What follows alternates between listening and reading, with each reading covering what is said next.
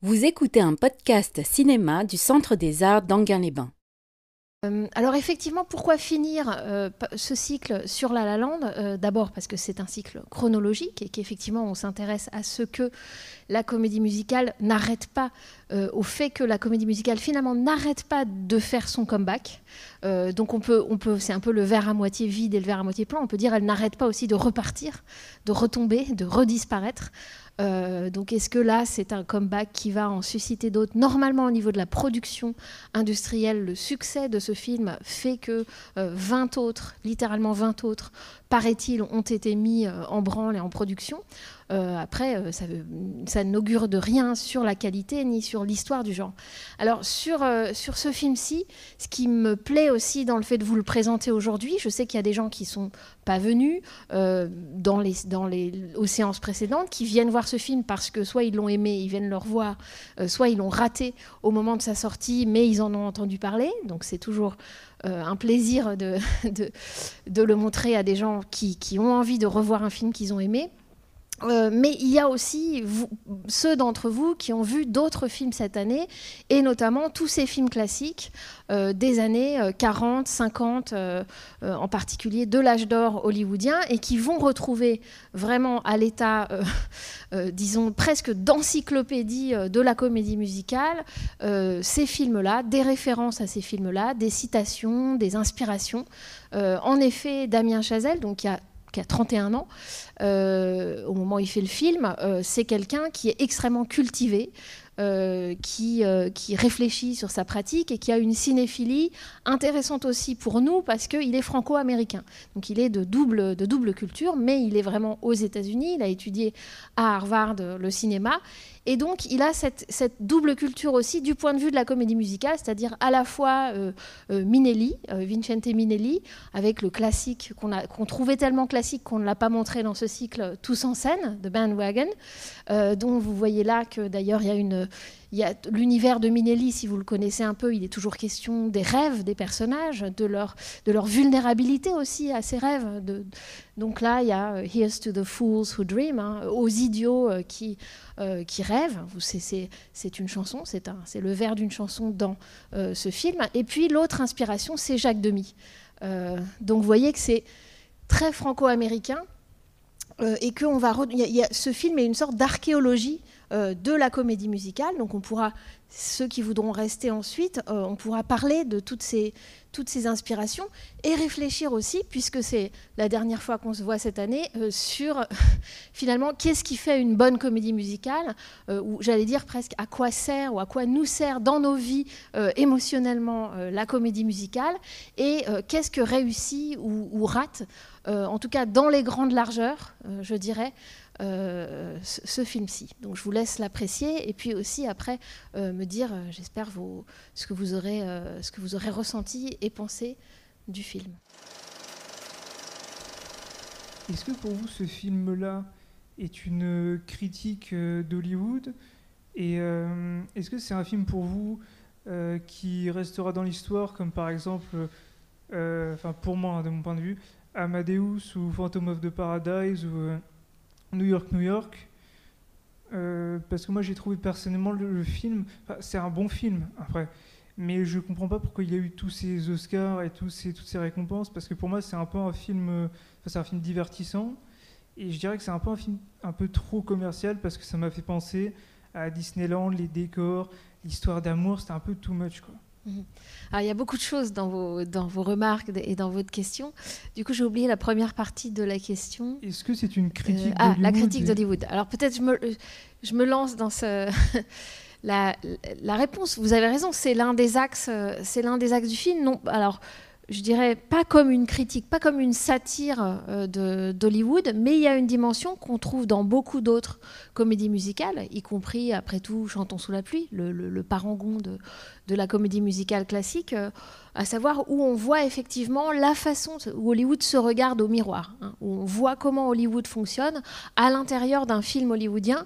Et c'est vrai que le fait qu'elle travaille au café qui est dans le studio, sur les studios Warner, renvoie à ça, renvoie à cette tradition-là de Hollywood qui montre un peu ses ficelles, qui montre un peu ses décors, avec le point de vue de la petite main, enfin de l'actrice qui n'a pas encore percé et qui est donc encore une serveuse à l'intérieur de ce studio. Vous aurez remarqué, j'en profite pour petite réplique directement tirée de Chantons sous la pluie, quand il lui rappelle qu'elle n'est que barista, elle n'est que serveuse au café et que donc elle n'a pas à le regarder de haut, lui en tant qu'artiste. Et il lui dit à la fin, donc je te verrai sur grand écran. Et ça, c'est la réplique que dit Dawn Gene Kelly à la jeune femme qui n'a pas encore, à Debbie Reynolds dans Chantons sous la pluie, qui est seulement une actrice qui n'a pas encore percé. Donc après, est-ce que c'est une critique de la difficulté de ce monde à intégrer tous ceux qui veulent en faire partie? Je pense que simplement c'est une reconnaissance assez juste du fait que beaucoup d'appelés, peu d'élus, et d'où le titre La La Land, qui est un jeu de mots donc sur LA, Los Angeles, et en même temps to be in La La Land, ça veut dire rêver, ça veut dire se croire, voilà, il y a cette dimension utopique. Donc oui, la dimension utopique de leurs rêves, elle est au centre du film. Est-ce que ces rêves vont être réalisés et d'ailleurs, souvent, le mot rêve est repris. Hein, tu abandonnes ton rêve. C'est ce dont elle l'accuse quand elle voit qu'il est devenu commercial. Et quand vous dites que le film est trop commercial, je pense qu'effectivement, son auteur se pose lui-même la question de sa réussite commerciale, à lui. C'est-à-dire, du risque qu'il prend en rentrant dans des canons de films commercial, dans la mesure où, juste pour rappeler son parcours, il avait fait un film que moi je n'ai pas vu, qui est son film de fin d'études en 2009, qui s'appelle Guy and Madeline on a Park Bench, et qui était déjà une comédie musicale, mais pas en scope, avec des beaucoup plus petits moyens, en noir et blanc, etc. Et puis ensuite, il voulait faire ce film aussi, cette comédie musicale, mais évidemment, tout ça prend de l'argent, des moyens, et donc ça a été un peu mis en suspens, et il a fait un film qui a été un succès. Peut-être à sa surprise, en tout cas quand même un film assez efficace et calibré, qui s'appelle Whiplash, que vous avez peut-être vu en 2014, aussi autour justement de la musique et du perfectionnisme d'un batteur de jazz et qui rentre dans une relation un peu sadomasochiste comme ça avec son mentor et son professeur dans une très haute école de musique de New York. D'ailleurs, c'est l'acteur qui joue le patron du bar, le patron un peu méchant qui vire Ryan Gosling dans ce film-ci. Donc c'était déjà un film autour de un personnage extrêmement puriste qui va très très loin dans cette recherche finalement peut-être vaine. De même que là, le personnage de Seb, à mon avis, n'est pas le personnage auquel s'identifie pleinement le réalisateur. C'est-à-dire qu'il y a un regard critique sur le purisme du personnage masculin du film, je pense, qui est posé. Notamment dans le côté un peu caricatural de la façon dont il explique entre quatre yeux à la jeune fille qu'il vient de rencontrer pourquoi les gens qui détestent le jazz ont tort parce qu'ils ne connaissent pas le jazz, etc. C'est ce qu'on appelle aujourd'hui le mansplaining, hein. C'est-à-dire, mesdames, voilà, quand un homme vous dit, voilà, je vais t'expliquer ce que c'est, et sans éventuellement savoir que peut-être que vous avez, vous aussi, des très bons arguments en face, mais c'est pas la question, c'est pas le moment. Donc je pense qu'il y a un point de vue critique par rapport au côté entêté et puriste du personnage masculin, mais je pense aussi que le film, alors vous dites il est trop commercial, on peut peut-être rentrer dans les critiques à lui faire, mais oui, allons-y. Je pense qu'il y a plus précisément, c'est un film d'abord qui, s'il vous donne cette impression d'être un film commercial, c'est parce que il respecte, il coche des cases, on pourrait dire, dans l'écriture, dans le développement dramatique de son récit. Il y a des blocs comme ça qui sont d'ailleurs assez marqués dans le récit. Il y a souvent des points d'orgue à la fin de ces blocs narratifs, avec souvent un fondu au noir. Ensuite, donc on a une impression assez massive d'un récit qui sait exactement comment il est écrit, voire de manière d'une formule en fait, des formules d'écriture, et effectivement ça correspond à peu près à des formules d'écriture, jusque dans par exemple la façon dont ils se rencontrent, et d'où à la première rencontre, ça se passe mal. Ça, c'est une sorte de cliché de la rencontre amoureuse, qui est un peu poussé, alors je trouve de manière assez comique. C'est pas love at first sight, l'amour au premier regard, c'est l'amour au premier doigt d'honneur, hein, puisque c'est quand même, il y a quand même ce côté hostile de road rage quand ils sont au début.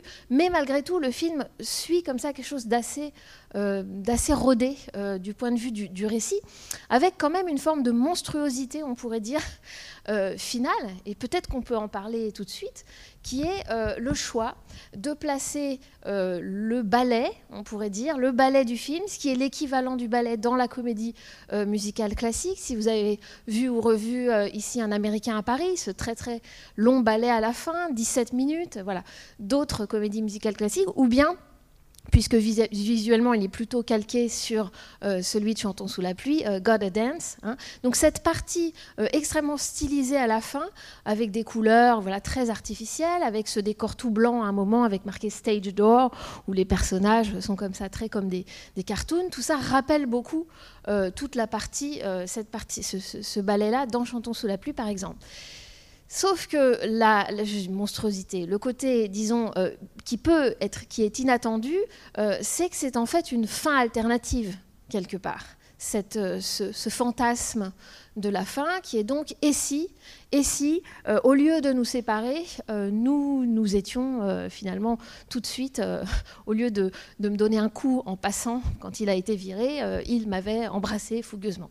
Donc ce côté fin alternative qui lui aussi vient d'autres films, parce que moi je crois que l'un des problèmes de ce film-là, mais qu'on peut admirer aussi, c'est que tout vient d'autres films, mais absolument tout. C'est-à-dire que c'est à tous les niveaux, c'est une sorte de coupe archéologique de tout le cinéma. Alors pas seulement le cinéma musical. Je donne un exemple, comme ça un peu, parce que je reprends le film au début, ne serait-ce que son prologue, où il est écrit Inémascope et où tout à coup le cadre s'ouvre comme ça. Ça vient de Artist and Model, de La Blonde et moi, de Frank Tashlin. Voilà, chaque petite chose peut être rappelle toujours un autre film, ce qui n'est pas forcément une mauvaise chose, mais ce qui crée quand même une sorte de film un peu Frankenstein. Mais vous avez raison de citer New York, New York. Je ne sais pas si vous étiez venu le voir ici. Non, malheureusement, j'aurais beaucoup voulu le voilà, voir, parce qu'en grand, je n'ai pas pu le voir. Voilà, c'était assez impressionnant. De le prendre, disons, ce film New York, New York de Martin Scorsese, 1977, donc avec Liza Minnelli et Robert De Niro. Effectivement, c'est l'un des grands modèles de La La Land au niveau du récit. C'est-à-dire, non pas l'histoire d'un personnage artiste et de savoir si, oui ou non, il va s'accomplir dans son art. Ça, ce serait plutôt Un Américain à Paris. Vous vous souvenez, ce peintre joué par Gene Kelly, ou même Chantons sous la pluie. Chantons sous la pluie, déjà, va davantage vers cela, à savoir, il y a le couple, et dans le couple, il peut y avoir éventuellement des intérêts divergents dans la réalisation professionnelle et artistique que chacun veut accomplir. Et ça va évidemment être porté très très loin dans New York, New York, qui est vraiment un point de rupture de la comédie musicale, mais qui lui-même, vous vous souvenez, est déjà alors on ne pouvait pas tout montrer dans ce cycle, et puis c'est un très long film, avec des parties manquantes en plus, pour lesquelles il y a des photogrammes qui restent à l'écran, mais je pense bien sûr à A Star is Born, Une étoile est née de George Cukor, en 1953 ou 4, avec Judy Garland, et qui est l'ancêtre du point de vue du récit et du point de vue visuel aussi, qui est et même du point de vue généalogique, puisque c'est avec Judy Garland qui est la mère de Liza Minnelli, je l'avais dit, donc qui est l'ancêtre de New York, New York, à savoir des carrières comment dire, non pas rivales entre l'homme et la femme dans un couple, mais disons qu'il y en a un qui est en pleine ascension et l'autre qui va être en déclin. Voilà. Et c'est cette asynchronie qui d'habitude est réservée au cinéma, disons dans le mélodrame classique, est réservée à l'amour. Hein. Quand l'un est très amoureux de l'autre, l'autre personnage est déjà passé à autre chose ou n'est pas encore tombé amoureux. Ça, disons que c'est le schéma mélodramatique classique, sauf que dans les films à contenu musical ou à carrière artistique, des backstage musicals, ça se passe dans le monde artistique et c'est plutôt quant à la renommée et au succès. Et donc A Star is Born, c'est ça, c'est la tragédie de quelqu'un qui découvre une actrice, qui la magnifie, qui l'aide à devenir une étoile, mais qui lui, en tant que star lui-même, décline au même moment.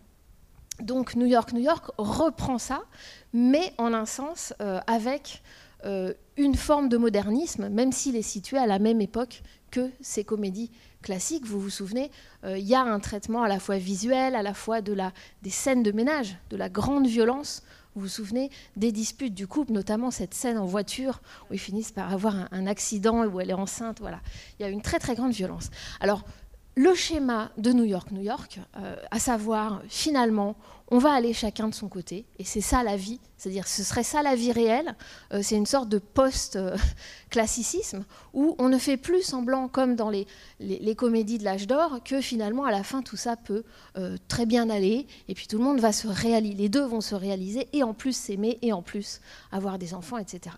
Donc effectivement, il y a cette rupture New York, comme si on ne pouvait plus revenir, et c'est pour ça qu'on a montré le film de Coppola, ensuite... One from the Heart, parce qu'il me semblait que ce film avait pris acte, tout en expérimentant de manière visuelle des choses très très années 80, avait pris acte de ce côté un peu brisé des rêves de la comédie musicale des années 50. Et ici, et c'est là où vous avez raison de sentir qu'il y a quelque chose de commercial dans l'intention de tout ça, c'est que je pense qu'il veut tout. C'est-à-dire qu'il veut jouer sur tous les tableaux.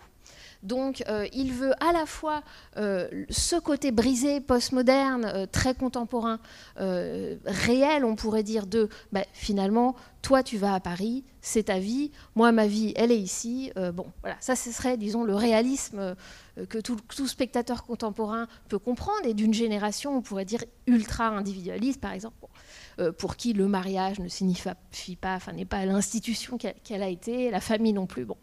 Donc il y a ce niveau-là. En même temps, je dis il veut tout parce qu'en nous donnant cette fin alternative, ce faux happy end, cette espèce de happy end fantasmé, finalement, il nous donne quand même le happy end. Il nous donne quand même la satisfaction de spectateurs de les voir s'embrasser, de les voir vivre à Paris, de les voir... Bon. Donc voilà, ce que je veux dire, c'est qu'il joue sur tous les tableaux en croyant, du coup, remporter la mise. Et effectivement, on peut trouver que, à trop embrasser, il manque d'authenticité. Alors, dernière chose, parce qu'après, je pense qu'il y a peut-être des gens qui ont aimé ou qui ont d'autres fils à tirer, mais si on va dans ce sens-là de qu'est-ce qui ne va pas, finalement, avec ce film très bien fait, qu'est-ce qui peut ne pas aller dans un film aussi consciencieux, aussi soigné, aussi réussi du point de vue visuel, ça faudra quand même en parler dans les lumières, dans les éclairages, etc. Rappelez-moi de parler quand même un petit peu technique, c'est important.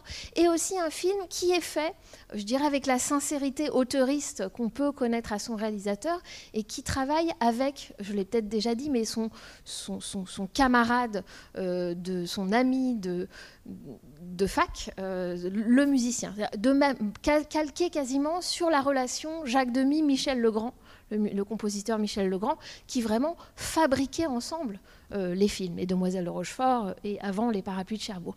Donc c'est quelqu'un qui a bien compris, qui a sincèrement aimé cette tradition et qui fait aujourd'hui avec les moyens qu'il a, c'est-à-dire pas si énorme que ça, ne me demandez pas le budget, j'oublie les chiffres, c'est un film de l'industrie hollywoodienne, mais il n'est pas du tout délirant du point de vue du budget, donc vraiment il est tout à fait bien fait.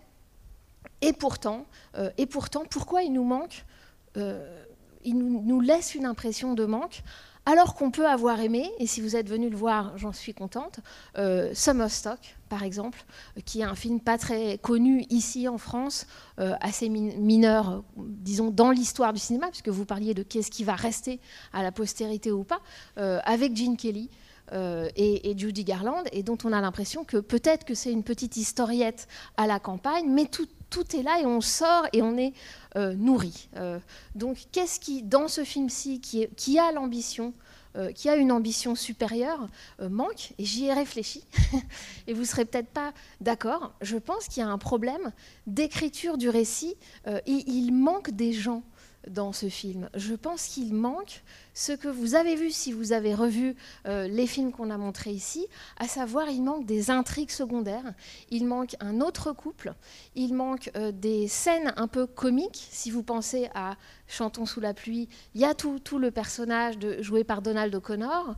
Voilà. Et malgré toute sa connaissance des comédies musicales classiques, malgré les 2 heures qu'il occupe, parce que c'est quand même un film de 2 heures, bizarrement, on a l'impression qu'il a oublié d'écrire des intrigues parallèles et d'écrire des contrepoints, en fait. Donc on ne se concentre que sur l'histoire de ce couple, avec bien sûr la frustration, qui peut être une frustration émotionnelle de notre projection personnelle de spectateur, que ce couple en plus n'en est pas un.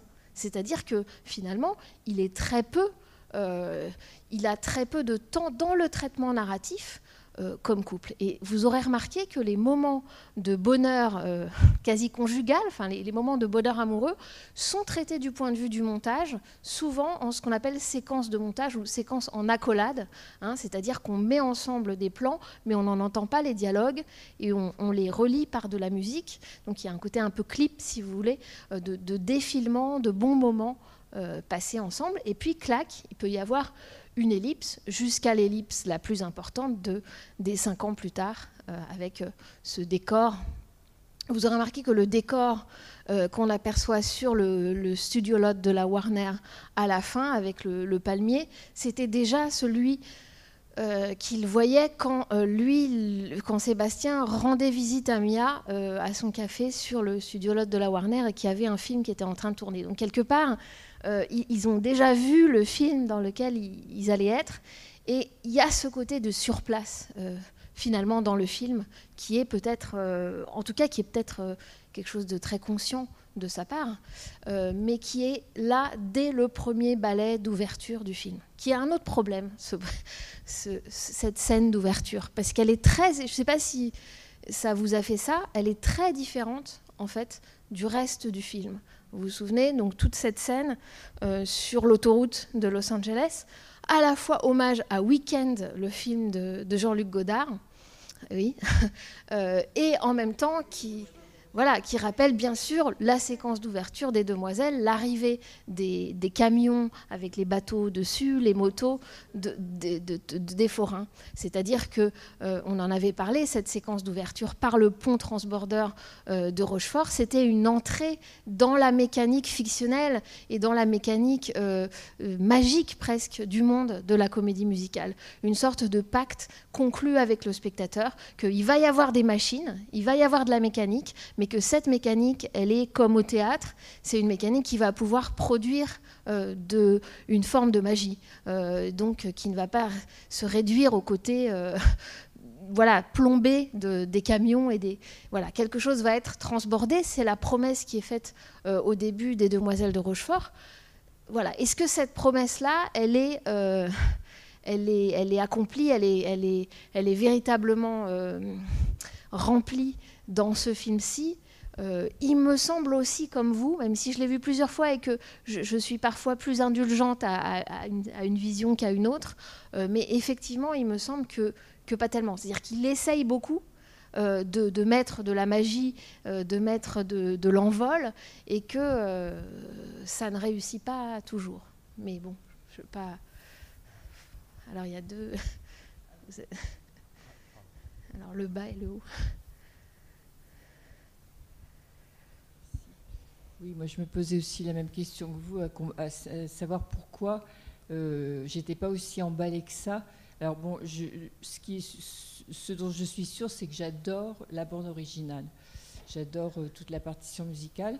Et justement, c'est génial, il y a une très belle partition, mais il y a une déception. Et la déception, je pense qu'effectivement, c'est parce qu'il n'y a que les 2 personnages principaux. Et comme il y a très peu de danse, tout de même. Ça manque vraiment, je trouve. Hein. Et il y a une belle promesse au départ, comme vous dites, et après, en fait, on n'a plus de danse, pour ainsi dire, très peu. Et donc, on est déçu par rapport à cette belle partition qui ne va pas être remplie par, effectivement, et la narration et les personnages secondaires. Donc, j'ai l'impression que le réalisateur remplit ses manques en faisant beaucoup de gros plans sur les deux personnages principaux, et c'est presque lassant par moments. On a envie que ça soit rempli par autre chose, et entre autres par des pas de danse. Voilà. Oui, ce soir, je le sentais, par exemple, ce que vous dites des gros plans, je le sentais dans la salle, je ne sais pas comment. J'avais l'impression que plusieurs d'entre vous partageaient ce sentiment que encore un gros plan sur Emma Stone. En même temps, elle est choisie de manière très complémentaire avec son partenaire. Il y a une sorte de contrepoint entre les deux. Vous aurez remarqué qu'elle a des yeux énormes, surexpressifs. Et comme elle fait plein d'auditions, elle doit passer par plein d'états émotionnels différents. On en rit, mais en même temps, on les voit, on les prend, ces états émotionnels, même s'ils sont joués.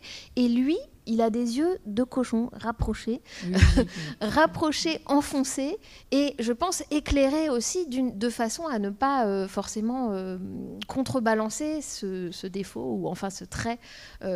Du coup, on a une impression peut-être de déséquilibre au profit du personnage féminin. On suit surtout quand même ce qui se passe dans les émotions du personnage féminin, il me semble. Oui, donc effectivement, je suis d'accord avec vous sur le fait qu'il manque vraiment des personnages secondaires. Alors c'est vrai que c'est aussi une belle partition dans le sens où on survole, enfin on voit qu'il a bien appris sa leçon sur les comédies musicales en tout cas. Donc c'est intéressant parce qu'on retrouve beaucoup de références quand on connaît un peu les comédies musicales. On peut même retrouver Podane, enfin il y a beaucoup de Jacques Demy, bon. Il y a aussi Chantons sous la pluie, il y a effectivement, comme vous avez dit, New York, etc. Mais voilà, c'est pas suffisant parce que quand on va voir un film, enfin en ce qui me concerne, c'est pas pour rechercher en priorité l'histoire du cinéma. Évidemment qu'après, si on retrouve des choses de l'histoire du cinéma, c'est toujours intéressant. Mais on va plutôt voir un film, voilà, on a envie de voir une histoire. Et là, voilà, c'est à la fois un beau film et en même temps quelque chose de raté. Et moi, je suis frustrée au niveau de la danse. Quoi. Oui, alors ça vous est propre aussi, cette question de la danse. Non, mais de l'équilibre de la danse par rapport à la chanson, c'est quelque chose, effectivement, qui est pensé par chaque comédie musicale. Comment on va gérer ça ? Et vous savez bien que Demy l'a géré de manière extraordinaire, tout en sachant qu'il avait je pense aux Demoiselles de Rochefort, en faisant des choix radicaux. Donc, soit en 64, avec les Parapluies de Cherbourg, en ne dansant pas et en faisant un opéra, c'est-à-dire en faisant chanter tous les dialogues, mais pas de manière lyrique, de manière à ce qu'on comprenne tout le parler normal, mais qu'il soit chanté. Donc ça, c'est un choix très très radical qui va refaire après dans Une chambre en ville. Soit ensuite avec les Demoiselles de Rochefort, beaucoup plus en référence à la comédie musicale classique, et idée géniale et encore radicale, carrément, puisqu'on n'a pas de très bons danseurs, on n'a qu'à importer et Gene Kelly et Georges Chakiris, qu'on voit, qu'il a vu dans Chantons sous la pluie. Et puis, pour les Demoiselles, c'est vrai que ce sont des actrices, donc elles ne chantent pas et elles ne dansent pas. Et pour le chant, elles sont doublées entièrement, vous vous souvenez. Du coup, ce sont des choix extrêmement radicaux, qui, même du point de vue de l'industrie, qu'est-ce que ça veut dire de demander à un acteur dès que tu chanteras, ce ne sera pas toi, voyez. Donc là, quels choix sont faits ?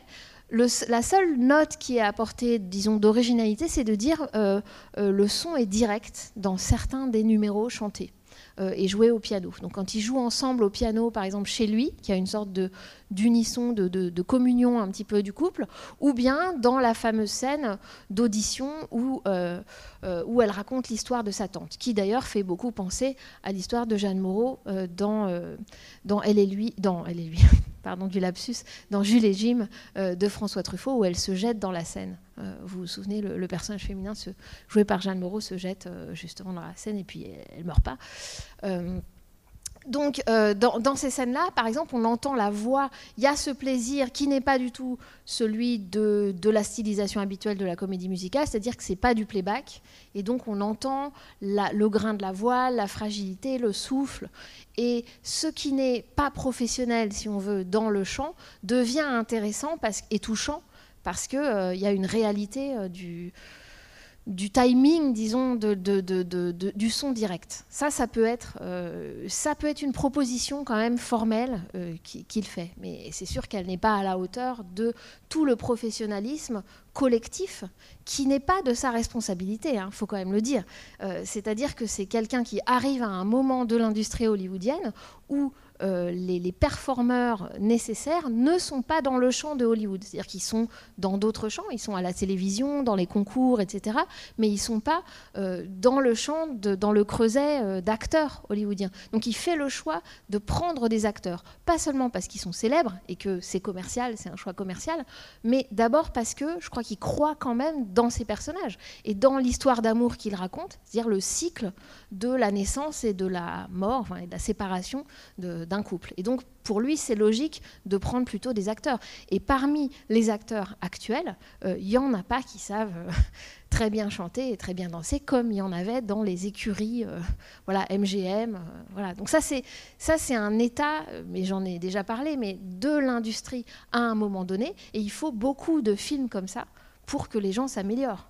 Donc, bien sûr que quand on arrive et qu'on en fait un ou deux, ça peut pas avoir cette perfection de tous les chefs de poste, parce que tout ça c'est pas seulement l'histoire des gens qui savent danser et chanter, c'est un travail de collaboration, de paroliers, de musiciens, de scénaristes.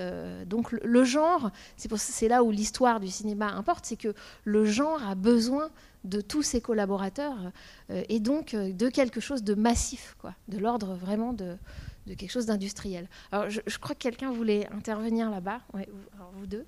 Juste sur le ballet peut-être d'ouverture, que moi, alors, je n'aime pas du tout le ballet de l'autoroute.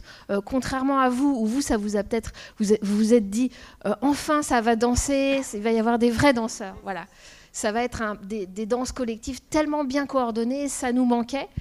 Moi, en fait, quand j'ai vu le film pour la première fois, ça m'a absolument mise à distance et je me suis dit show off, hein, c'est-à-dire c'est de la frime. Je comprends que c'est une ouverture, donc d'accord, faut mettre le paquet. Mais ce qui m'a déplu, en fait, c'est que j'ai trouvé les danseurs, certes bien coordonnés, mais la chorégraphie mauvaise, quoi.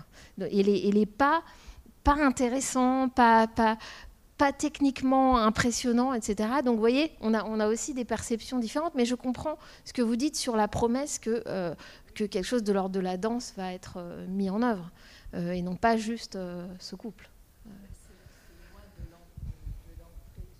de l'entrée des Demoiselles de Rochefort, mais c'est une petite promesse, on dit que ça va danser.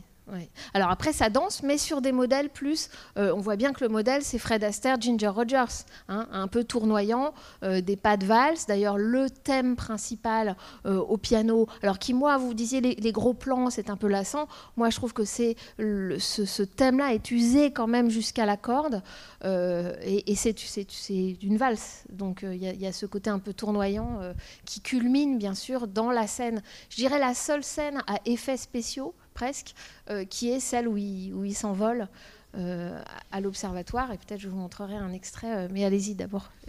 Est-ce que vous ne pensez pas que le but avec toutes ces références au cinéma, c'était surtout de plaire au jury des Oscars, plus que de faire un succès au box-office ? Non, je pense pas, en fait. Mais... On peut tout à fait, après coup, se le dire. Ça ne peut pas leur déplaire absolument de retrouver ces références. Mais je pense que c'est tellement...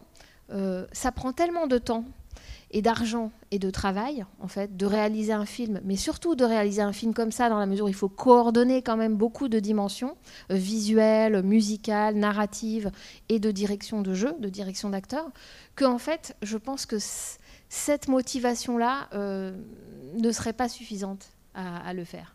Donc, je pense que pour le coup, ce serait un procès d'intention de dire que c'est fait de manière roublarde, je dirais cynique, uniquement pour séduire. Il y a une dimension, s'il y a une dimension de séduction, je pense qu'elle est internalisée, intégrée par le cinéaste. C'est-à-dire que c'est comme ça. Sa cinéphilie, il l'a digérée malgré tout et il ne peut pas s'empêcher. Et quand je dis il ne peut pas s'empêcher, c'est que par exemple quand ils sont dans cette interminable scène dans l'appartement où les choses commencent à ne plus aller entre eux, vous voyez ce que je veux dire?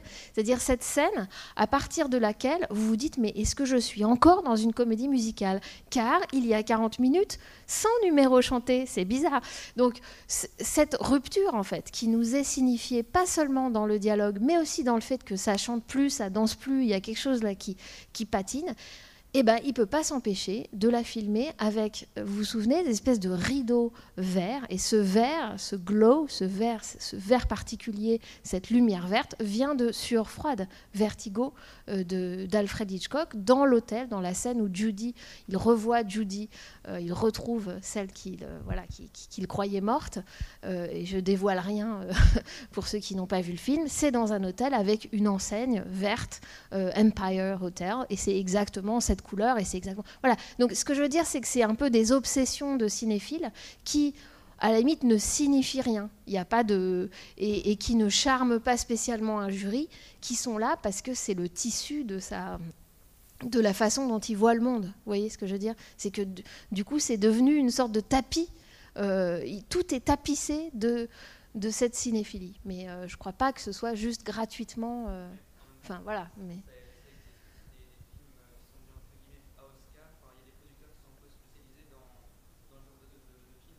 oui, bah, il en faut pour que ces films existent. Mais ce que je veux dire, c'est que c'est quand même une entreprise artistique. Alors, elle est critiquable, mais elle demande quand même tellement d'efforts. Et c'est aussi un autre problème, mais après, je vous laisserai parler, parce qu'on en a parlé beaucoup sur toute la question de la comédie musicale. Il me semble que qu'est-ce que la comédie musicale? J'aurais donné tellement de définitions que peu importe, ne les compilez pas. Mais c'est quand même une mise en tension du travail, je dirais, et de ce qu'ils appellent en anglais effortlessness, hein, le fait qu'on a l'impression qu'aucun effort n'est mis en œuvre, tellement c'est aérien, tellement c'est fait naturellement, tellement c'est fluide, que ce soit les mouvements de caméra, que ce soit les mouvements dansés, etc. Et toutes les comédies musicales classiques mettent en tension ces deux choses. Pourquoi? Parce que à la fois elles prennent les meilleurs performeurs, elles prennent les meilleurs danseurs, les meilleurs compositeurs, etc. Donc tout le monde travaille à ce sublime.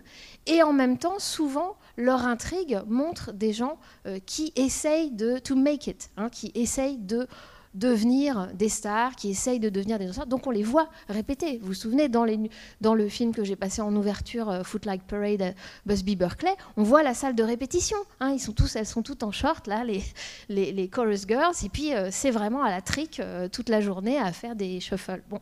Donc il y a toujours cette mise en scène du musical comme le muscle, le travail, le côté mécanique, et puis ce moment de grâce qui peut être atteint au moment où enfin on n'y croyait plus, mais le spectacle a lieu, ou justement par des moyens uniquement cinématographiques, cette grâce est atteinte.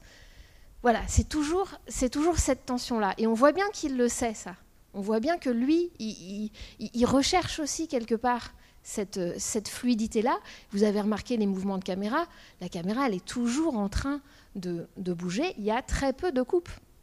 C'est un film qui est virtuose, si vous voulez, dans le plan séquence, dans le fait que le premier plan, c'est-à-dire que la très longue séquence de ballet sur les voitures, elle est virtuellement un seul plan séquence. En réalité, il y en a 3 qui sont masqués par des panoramiques filées. C'est-à-dire que c'est quand la caméra pivote très vite d'un endroit à un autre et on peut masquer un raccord, donc une coupe. Mais très souvent, les scènes sont comme ça, ondoyantes, et ça vient effectivement de Minelli, de cette caméra très mobile, et ça correspond à l'idéal sublime, on pourrait dire, de cette comédie musicale qui danserait, disons, dont la caméra danse autant que les danseurs eux-mêmes. Et ça, c'est ce que Gene Kelly et Stanley Donen ont aussi très bien compris et travaillé. Je ne sais pas si j'ai... Oui, alors moi j'avais plus une question sur la partie musique. Je suis un peu novice en comédie musicale, mais je rebondis par rapport à ce que vous avez dit par rapport à son film Whiplash, que j'ai vraiment beaucoup aimé. Et je trouve qu'en fait, au départ, la tension, elle est un peu la même dans le sens où la musique, on sent que le personnage de Ryan Gosling, c'est vraiment...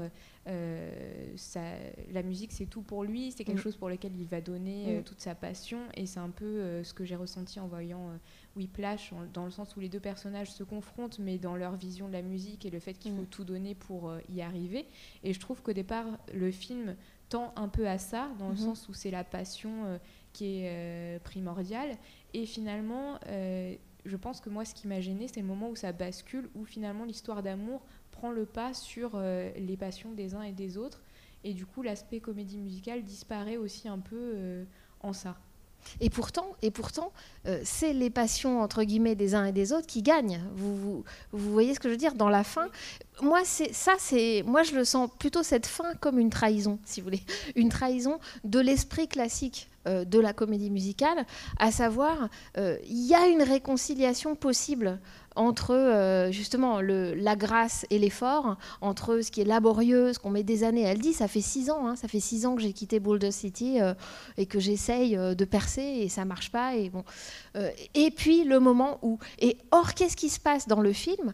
C'est justement là qu'il met l'ellipse. C'est-à-dire qu'elle est censée partir à Paris pour ce film, et on n'a même pas en accolade des petites choses qui nous montreraient son ascension ou la réception du film ou le film qu'elle a fait.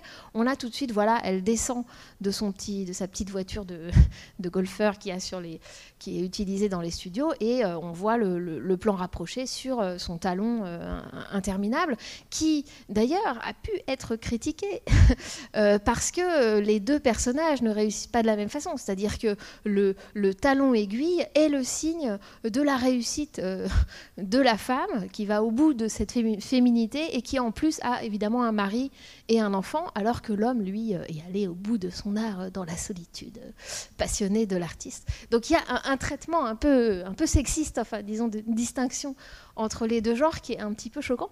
De même qu'a choqué dans la réception anglophone, ça a été noté plutôt dans la sphère américaine et anglaise, le fait que les personnages noirs du film sont systématiquement relégués vraiment au second plan, c'est-à-dire utilisés quasiment comme des accessoires. C'est assez frappant dans la scène où il est sur la jetée.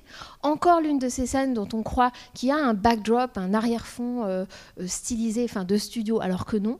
C'est-à-dire que c'est effectivement une jetée qui est près du Lighthouse Café, qui existe, qui a été créé en 1949, qui est un club de jazz de Los Angeles. Et il se balade et il prend la dame noire, 3 petits pas de valse, et puis il s'en débarrasse et il continue. Et c'est vrai que si on pense à tous les personnages noirs du film, ils sont présents, mais là on peut se dire pour le coup de manière un peu roublarde et un peu répartie comme ça. En tout cas, c'est ce qui a été noté dans... Mais c'est intéressant que vous disiez que c'est à partir du moment où il y a l'histoire d'amour que vous êtes un peu... Ce que je trouve, c'est qu'en fait, c'est une digression quasiment. Ils arrivent à leur rêve, mais ils sont poussés l'un et l'autre par leur histoire d'amour respective. C'est-à-dire qu'elle va y arriver parce que lui, il l'a poussée, et indirectement, lui y arrive parce qu'à un moment, elle lui dit est-ce que tu es sûre que c'est ça que tu veux faire ? Mais ce n'est pas leur propre passion qui va les mener au succès. Oui, mais ça, c'est vraiment le nœud d'Une étoile aînée. C'est vraiment comment, à l'intérieur du couple, et aussi New York, il y a ces dynamiques-là, à la fois conflictuelles, de rivalité, au fond de rivalité, ce qui est moche quand on y pense. C'est-à-dire qu'on peut être amoureux passionnément et en même temps, en faisant le même métier, être des rivaux. Donc c'est très noir. C'est au centre de quelque chose de très noir. Et le film est mélancolique quand même, est très mélancolique, mais peut-être pas noir. C'est-à-dire que, comme je disais, comme je pense qu'il veut effectivement jouer sur tous les tableaux et qu'il y a un côté... ne pas désespérer Billancourt, on a aussi ce faux final où on les voit s'aimer. Donc c'est là où je vous suis, dans le sens où l'histoire d'amour dilue quelque chose qui serait de l'ordre d'une lutte plus âpre, quoi, qui serait et qui au début, effectivement, on a cette promesse parce qu'il y a une satire de ce monde quand même hollywoodien dont on l'oublie nous parce qu'on est ici, mais qui est un microcosme. C'est-à-dire que vraiment tout le monde veut être acteur, tout le monde veut, etc. Et ce personnage du scénariste qui dit oui, moi ça va, dès qu'on lui dit comment ça va ou qui il est, il débite toute son... Où est-ce qu'il se situe dans l'ascension, dans la pyramide actuellement. C'est très drôle, mais on oublie, nous en vivant ici, on oublie l'enfer que c'est. Il y a quelqu'un qui ne l'a pas oublié, c'est David Lynch dans Mulholland Drive. Hein. C'est aussi l'histoire de quelqu'un qui vient de sa province, qui fait des auditions, qui est bien, qui est bonne actrice, et qui tombe dans une sorte d'enfer, de trou, on pourrait dire, de trou métaphysique aussi, de l'enfer de ce monde-là, des fêtes, des représentations de soi en miroir, des rivales, des amis qui sont en même temps rivales, etc. Et c'est un film, du coup, beaucoup plus vertigineux et noir. Là, on reste effectivement dans des codes qui sont des codes de comédie musicale où le couple danse dans les étoiles. Moi, c'est la scène que j'aime peut-être le moins, le moment où il y a l'utilisation du fond vert, des effets spéciaux pour les faire s'élever dans les étoiles, même si Woody Allen, dans Tout le monde dit I love you, avait aussi utilisé cette lévitation quand le couple, citant un Américain à Paris déjà, danse au bord de la Seine, et où tout à coup, ce qu'on croyait être juste une petite valse à la Ginger et Fred devient une sorte de lévitation. C'est assez comique chez Woody Allen. Peut-être, puisque vous avez patienté, on peut vous montrer un ou deux extraits que je vous ai apportés, mais si vous avez d'autres remarques, oui, on peut. Alors, j'ai apporté plusieurs choses qui ne sont pas directement... Alors, l'une, c'est quand même parce que j'étais frustrée, moi, de ne pas voir dans le film la vraie scène de La Fureur de vivre. C'est-à-dire que vous vous souvenez, ils vont au cinéma, ils vont voir cette scène, et puis la pellicule s'interrompt, exactement comme à la fin de Macadam à deux voix, hein, voyons, ça n'en finit pas, de Monty Hellman. On a un film dans lequel, effectivement, on voit la pellicule brûler, donc le récit s'arrête pour ça. Et je me suis dit que peut-être ça vous intéresserait de voir cette scène, mais je ne sais pas, de La Fureur de vivre. Voilà, pendant que Jean-Paul la prépare, peut-être, donc c'est un film de Nicolas Ray de 1955 avec James Dean, une sorte de teen movie, hein, de film sur l'adolescence avant la lettre, Rebel Without a Cause. Peut-être aussi, quand même, on n'en a pas beaucoup parlé, mais le film est un film sur Los Angeles, et sur le Los Angeles perdu. Vous vous souvenez qu'ils vont le voir au cinéma Rialto, et ensuite elle passe devant le Rialto, et il y a marqué qu'il a fermé. De fait, il a fermé. De même que le funiculaire qu'ils empruntent, qui était vraiment une marque de fabrique à Los Angeles, a fermé aussi il y a 2-3 ans. Donc c'est aussi cette mélancolie, elle n'est pas seulement sur le fait qu'il faille choisir entre sa vie professionnelle et sa vie amoureuse, elle est aussi sur Los Angeles comme tombeau d'une certaine époque classique, de l'usine à rêve, disons, classique. Je voulais surtout vous montrer la scène parce qu'effectivement, on est sur les lieux. Hein, on voit bien ce que c'est que de faire un film en décor réel, là encore inspiré de Demy, qui allait, lui, dans les villes réelles et non pas en studio, à Los Angeles. C'est qu'on est sur les lieux de l'histoire du cinéma. C'est-à-dire qu'on est sur les lieux de films mythiques, cultes. Et notamment celui-ci, ce qui me plaît aussi dans cette scène, c'est qu'on a vraiment plusieurs strates et que le côté potache très érotique, enfin l'érotisme comme ça adolescent qu'il y a, ils arrivent, ils s'allongent, tout ce côté salle de cinéma, du planétarium, et puis il y a une sorte de tour au cours de la séquence, de tour d'écrou, et on sent que tout à coup la fin du monde, ça leur parle aussi, et ça parle à leur violence, et qu'il y a une sorte de mise en résonance de la solitude cosmique, quelque chose d'un vertige métaphysique avec leur solitude existentielle, enfin, ce qu'ils sont en train de découvrir. Donc avec à La La Land, on est déjà au-delà de ça, c'est-à-dire que c'est ça aussi, cette mélancolie.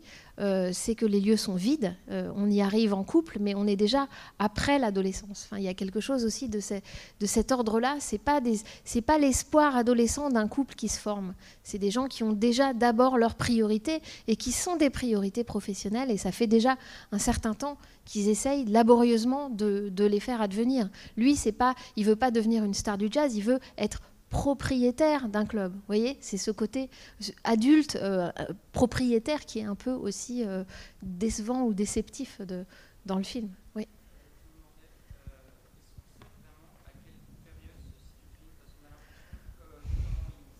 Ah oui. C'est assez contemporain. On a l'impression que, vu comment il s'habille, c'est assez contemporain. Mais en même temps, ils n'utilisent pas du tout de téléphone ou d'ordinateur ou de choses comme ça. Alors si, ils utilisent c'est vrai, mais ils utilisent le téléphone portable dans les auditions en particulier, vous vous souvenez ? Ah oui.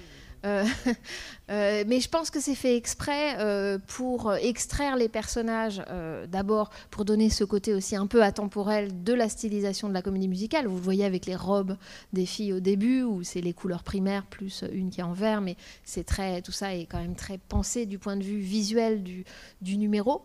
Et puis d'autre part, pour distinguer, c'est un peu aussi ce qui peut déplaire, le côté petite distinction artiste. Et en l'occurrence, lui, c'est ce qu'ils appellent aux États-Unis jazz snob. Hein. C'est aussi quelqu'un qui dit voilà, il n'y a que le jazz et c'est ça qui est bien. Et donc, ça va très bien avec son personnage de conduire une vieille décapotable avec seulement des cassettes et non pas des CD ou un autoradio dedans. Voilà, il y a un côté délibérément de porter des costumes 3 pièces. Donc, en fait, ce côté vintage, si vous voulez, qui est dandy chez le personnage de Seb, il peut aussi être appliqué au film. C'est-à-dire que c'est évidemment le risque, et il en est très conscient, en tant que cinéaste, je pense, c'est de tomber dans le rétro, dans le vintage, d'être uniquement là-dedans, dans le culte de... c'était mieux avant, quoi. C'était mieux quand il y avait des cassettes et pas des fichiers, etc. Et je pense qu'il le pense, et à la fois, il sait que c'est trop limité et qu'il faut vivre avec son temps, etc. Et ce tiraillement-là, c'est aussi, je pense, ce qui fait la mélancolie du film. De même qu'on peut se dire qu'il pense que le cinéma était mieux avant. Vous voyez, et pourtant, lui, il fait des films aujourd'hui. Donc voilà, c'est une aporie que chacun doit vivre est obligé de vivre. Du coup, je ne sais pas si... Je vous avais amené un ou deux autres extraits, mais je ne sais pas s'ils ne tombent pas un peu comme un cheveu sur la soupe. Il y avait quoi, Grease et... On a Grease, Meet Me in St. Louis. Oui. Grease et, pardon Missouri, comment dire... Meet Me in St. Louis. Ah oui, oui. Ouais. Oui.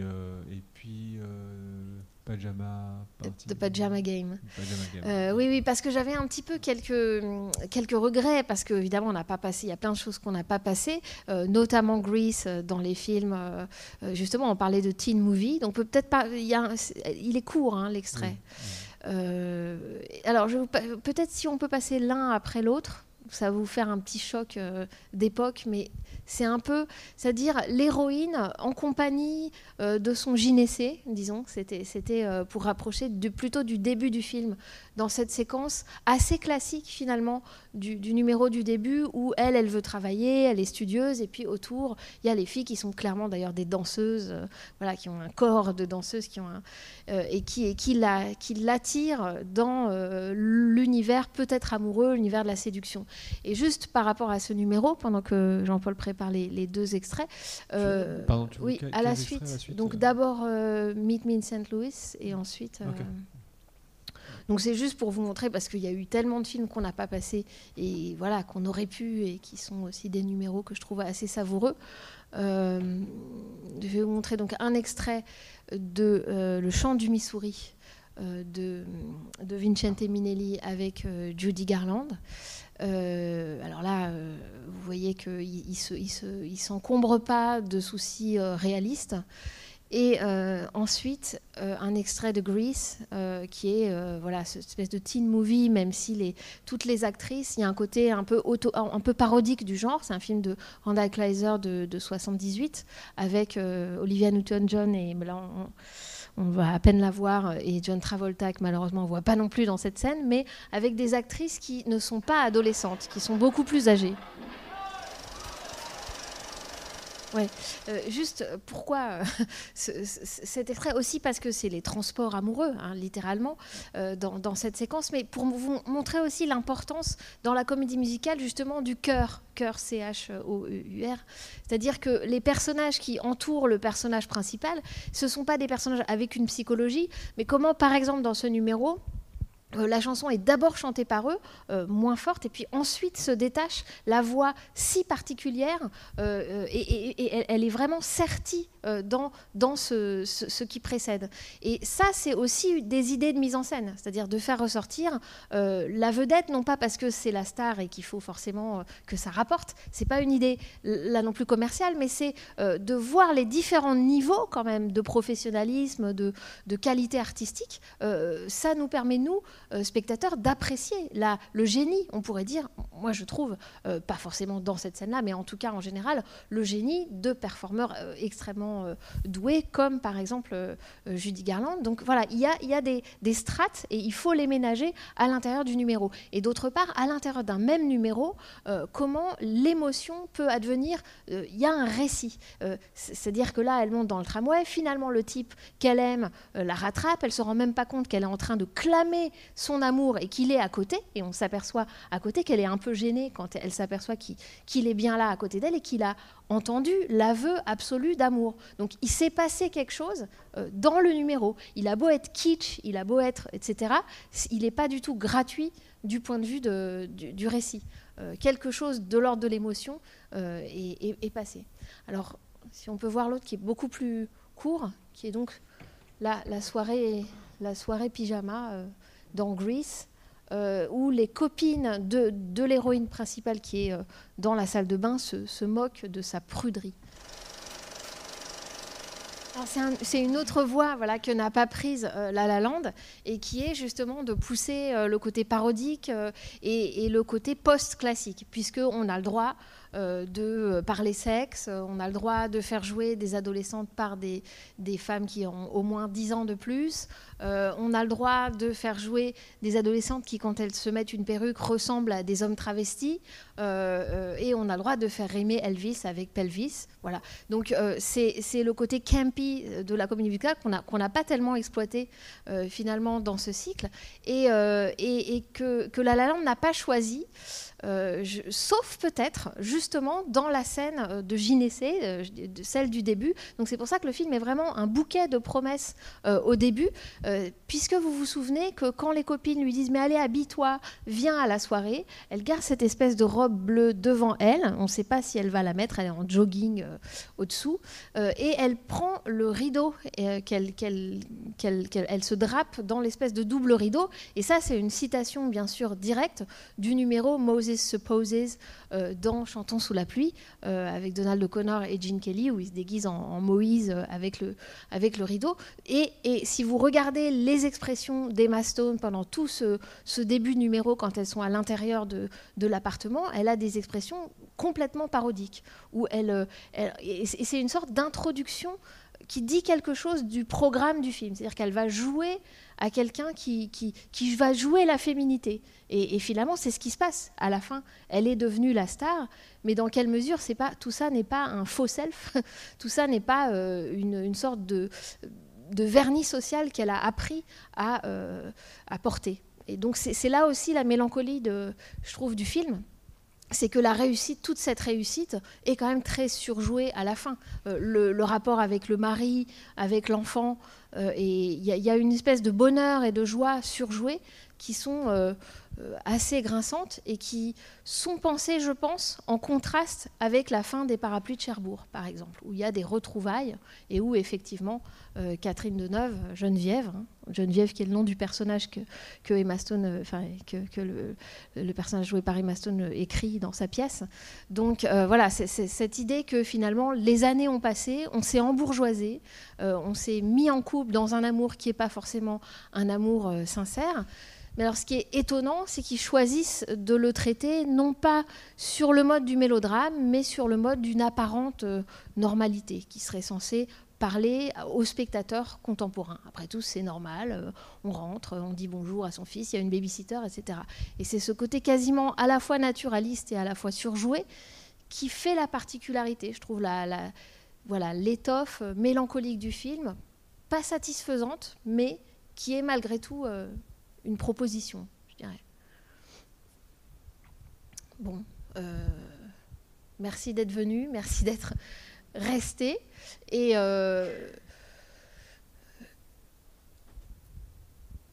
oui, je vous ai pas dit que pour moi, la déception, s'il y a une déception à ce film-là, c'est quand même qu'on est censé ressortir de toutes les comédies musicales, vous en serez d'accord, avec une joie. Même peu importe, ça finit mal. Et voilà, pour moi, ça reste un mystère. Ça reste un mystère. On peut cocher toutes les bonnes cases. On peut réussir un exercice de style de manière brillante. On n'a pas parlé de la lumière et de la technique, je voulais en parler, mais juste vous dire que c'est tourné en 35 mm. Et que la scène, par exemple, sur la colline, sur les collines où ils disent « Oh, la vue est pourrie », c'est vraiment... Et puis, ou alors, c'est une belle... Non, ils disent plutôt « C'est une belle vue, dommage que ce soit nous ». C'est tourné en lumière réelle et en décor réel. Donc, c'est effectivement un crépuscule. Donc, c'est techniquement extrêmement difficile, avec par contre des lampadaires ajoutés. Mais voilà, qu'il y a quand même ce travail, cette technique qui est louable, mais reste une sorte de mystère vraiment qu'on aura peut-être abordé cette année par différentes voies, mais qui est comment produire la joie chez le spectateur. Vous vous souvenez que le titre du cahier préparatoire de Demy aux Demoiselles, c'était la joie. Donc je vous laisse sur ce point d'interrogation et j'espère que des réponses seront apportées l'année prochaine avec Renoir. Moi, je pense que Renoir, il sait quelque chose sur la capacité à produire de la joie au cinéma. Donc voilà, je vous donne rendez-vous après l'été, que je vous souhaite très bon. J'ai un ton un peu funèbre, hein.